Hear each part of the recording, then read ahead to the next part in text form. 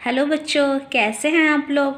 आपको याद होगा कल मैंने आपको आपकी मैथ की बुक का एक चैप्टर करवाया था जिसका नाम है किसका घेरा कितना, जिसमें हमने क्या बंद आकृति और खुली हुई आकृति के बारे में पढ़ा था। मैंने आपको बताया था जो बंद आकृति होती है वो एक बिंदु से शुरू होकर यानी कि एक बिंदु से चलकर वो वापस घूमकर उसी बिंदु पर आ जाती है। ये कौन सी आकृति होती है हमारी, बंद आकृति। और अब हम फिर मैंने क्या पढ़वाया था आपको, खुली हुई आकृति, यानी कि ये अब ये आकृति आपको दिख रही है बच्चों। ये यहाँ से यानी कि इसमें मैंने आपको बताया था जो एक बिंदु से स्टार्ट होकर आपके जब उसका दूसरा बिंदु होता है वो दोनों जब अलग अलग हो, यानी कि ये आपका क्या हो गया, खुली हुई आकृति। हम एक ये भी एग्जाम्पल देख सकते हैं कि अब देखो यहाँ से अंदर जाने का रास्ता है, इसमें भी है और इसमें भी एंड इसमें भी। क्यों? क्योंकि ये है हमारी खुली हुई आकृति। पर इनमें कहीं से भी आपने देखा कोई रास्ता है जाने का? नहीं। क्यों? क्योंकि ये है बंद आकृति। मैंने आपको इससे रिलेटेड देखो कई एग्जाम्पल भी करवाए थे। अब मैं आज आपको नई चीज़ सिखाऊंगी। अब तक हमने पढ़ा था आकृति, खुली हुई और बंद। अब हम आपको क्या पढ़ेंगे, जो हमारी एक लाइन होती है जिसे हम रेखा कहते हैं। अब जो ये लाइन होगा, ये आकृति कुछ तो बनती भी है ना, इस आकृति को हम क्या कहते हैं, चलो हम एग्जाम्पल से समझते हैं। ये देखो बच्चों, ये क्या है, वैसे तो ये हमारी बंद आकृति का एग्जाम्पल है, पर इसे हम क्या कहते हैं, शेप यानी कि आकृति। अब ये देखो बच्चों, इसमें कितनी लाइनें हैं, 1 2 एंड 3, 1 2 3।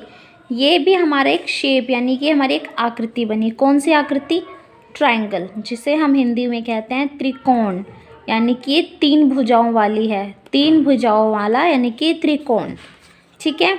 एक हमने पढ़ा है 4 भुजाओं वाला, देखो 1 2 3 एंड 4।